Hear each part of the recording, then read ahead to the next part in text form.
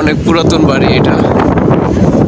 আমরা নবীজিকে যে বুড়ি রাস্তায় কাটা দিয়ে রাখতো সেই বুড়ির বাড়িতে আসছি। বুড়ির বাড়ি এই যে ভেঙে হয়ে গেছে, এখন বুড়ির বাড়িটা ভেঙে গেছে।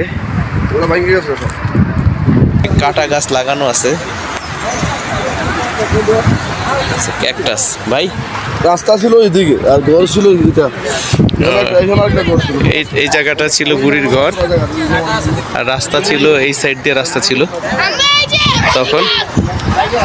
এখন এত বছর পরে সব ভেঙে গেছে। ওরা পাথরের উপরে তার বাড়িটা ছিল, এই যে সব পাথরের উপরে পাথর দিয়ে গড়া ছিল, যার কারণে বুড়ির বাড়ির নিদর্শন এখনো আছে। আমরা দেখতে পাচ্ছি এই পাশে একটা বিশাল পাহাড় ওই যে, এবং ওই পাশে একটা অনেক পুরাতন বাড়ি আছে। ওই যে ওই পাশটাতে এই জায়গাটাতে বুড়ি থাকতেন। সেই বুড়ির বাড়ি, এই যে বুড়ির বাড়ি দেখতে পাচ্ছি। বুড়ি এখন নাই, 500 বছর আগে মারা গেছে বুড়ি। বুড়ি মারা গেছে 500 বছর। বুড়ি এখন নবীজির সময়ে ছিলেন এই বুড়ি। ভালো জানে। এই যে আমাদের রাস্তা যে বুড়ি, সেই বুড়ির বাড়িতে বাইরে। এই যে আরেকটা ঘর, বুড়ির বাড়ির আরেকটা ঘর দেখতে পাচ্ছি এখানে।